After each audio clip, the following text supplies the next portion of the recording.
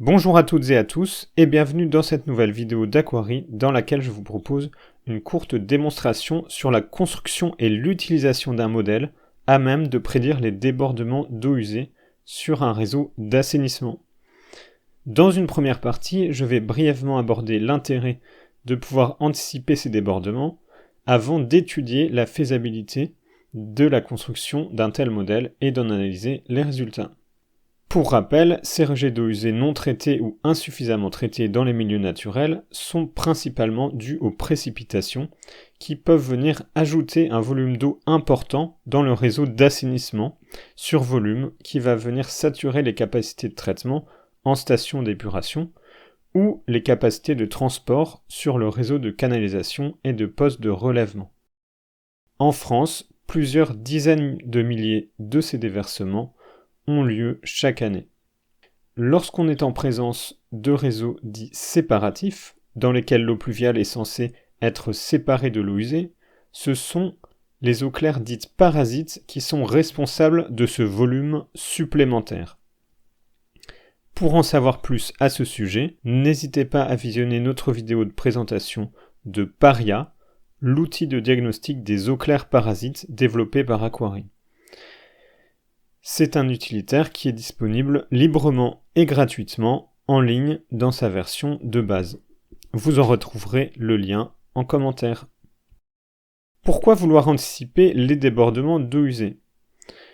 Pour répondre à cette question, on peut d'abord rappeler leurs différents impacts. En premier lieu, le risque sanitaire pour les baigneurs et baigneuses.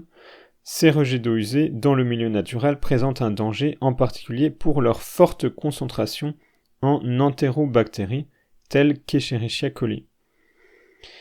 Elles constituent aussi une menace pour les populations animales et végétales qui vivent dans ces milieux en raison de leur concentration élevée en divers toxiques.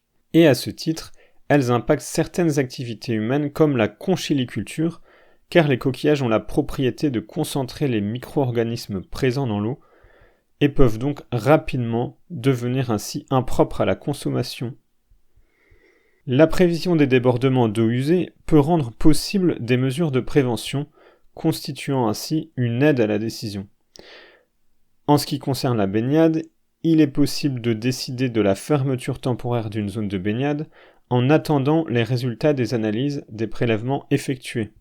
De manière générale, le fait de connaître à l'avance le risque de déversement permet d'aider à la gestion dynamique du réseau, notamment lorsqu'il existe des dispositifs de stockage ou un choix dans les différentes files de traitement, ce qui permet alors d'augmenter le volume traité.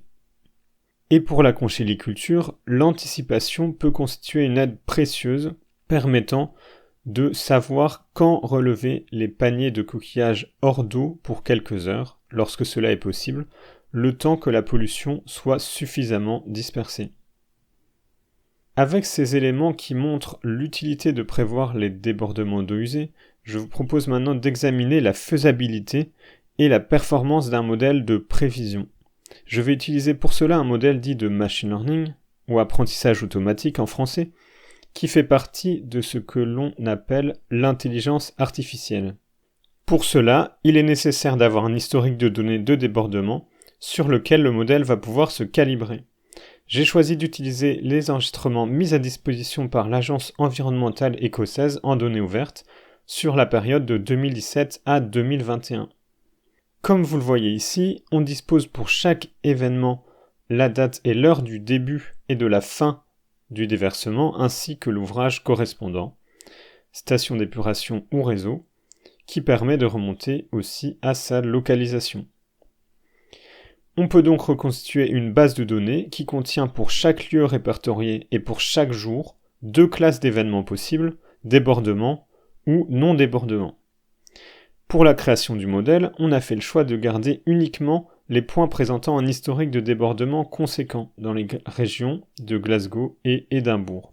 J'y ai adjoint également un historique de pluviométrie et des éléments de calendrier, ce qui va permettre au modèle de se calibrer en associant les répartitions spatiales et temporelles des précipitations à des potentiels déversements. On peut donc garder en tête qu'ici seuls 4 pluviomètres sont utilisés sur l'ensemble de la région considérée, ce qui est très insuffisant pour obtenir une performance optimale, mais satisfaisant dans l'objectif de cette démonstration qui vise à faire entrevoir le potentiel de tel modèle. Une fois entraîné, le modèle tel que je l'ai construit renvoie pour chaque jour et pour chaque lieu retenu une probabilité de déversement. Cette probabilité permet d'analyser les résultats dans ce qu'on appelle une matrice de confusion. Je vous explique.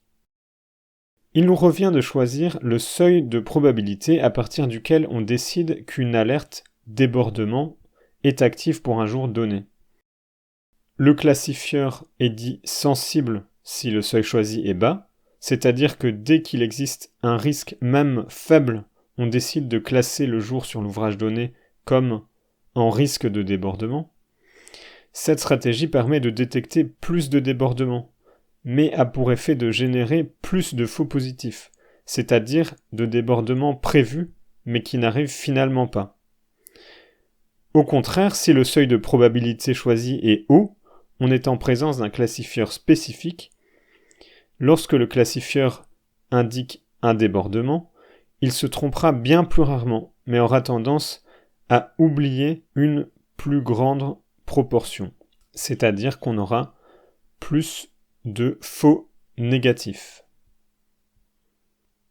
Pour construire cette matrice dite de confusion, nous avons choisi un classifieur sensible. Ici, un événement est prévu comme débordement dès que la probabilité qu'il advienne atteint 25%. Voici comment lire cette matrice. Ici, vous pouvez visualiser les vrais positifs, c'est-à-dire le nombre de débordements prévus comme tels et qui ont effectivement eu lieu dans la réalité. Ensuite, nous avons les faux positifs, les débordements prévus mais qui n'ont finalement pas eu lieu, dont le nombre est donc sans surprise important ici. Puis les vrais négatifs, le nombre de non-débordements prévus et qui n'ont effectivement pas eu lieu dans la réalité. Et enfin, les faux négatifs, les débordements ayant eu lieu, mais qui n'ont pas été prévus comme tels par le modèle. En fin de compte, on peut retenir deux chiffres. La sensibilité qui correspond ici à la part des débordements qui ont bien été prévus et qui s'élève à 82,5%, ce qui est plutôt bon, et la spécificité qui correspond ici à la proportion de non-débordements prévus et qui est aussi de 82%, ce qui est un peu moins bon. En répétant l'opération mais avec un seuil de probabilité bien plus élevé, choisi ici à 75%, on obtient donc un modèle dit spécifique. Ici, la sensibilité n'y est que de 37,5%, ce qui, logiquement, est bien plus faible que pour le modèle sensible. La spécificité, par contre, est de 98%, une valeur très haute qui confirme que notre classifieur est bien de type spécifique. À partir de ce modèle, on peut esquisser une visualisation des résultats en temps réel. Sur cette carte, on a matérialisé chaque point de potentiel débordement par un rond. La couleur est d'autant plus rouge que le risque de débordement est grand, tandis que le diamètre de chaque cercle est défini proportionnellement à la durée prévue du déversement. En faisant évoluer ce curseur, on peut choisir le jour de prédiction dans le futur, et on constate avec cet exemple que l'on a un risque de déversement qui devient très élevé à J+6. On peut donc, à l'aide des prévisions météorologiques, mettre ce modèle en production en temps réel, de manière à pouvoir décider des actions préventives à mettre en place selon la probabilité, l'importance et la localisation des déversements attendus. Il ne faut pas oublier non plus de prendre en compte les incertitudes dues aux prévisions météorologiques dont la pertinence diminue en fonction de l'échéance plus ou moins lointaine. Si la possibilité de mettre ce modèle en production vous intéresse, n'hésitez pas à me contacter pour en discuter via le formulaire sur aquari.org ou sur vincent.berioni@aquari.org.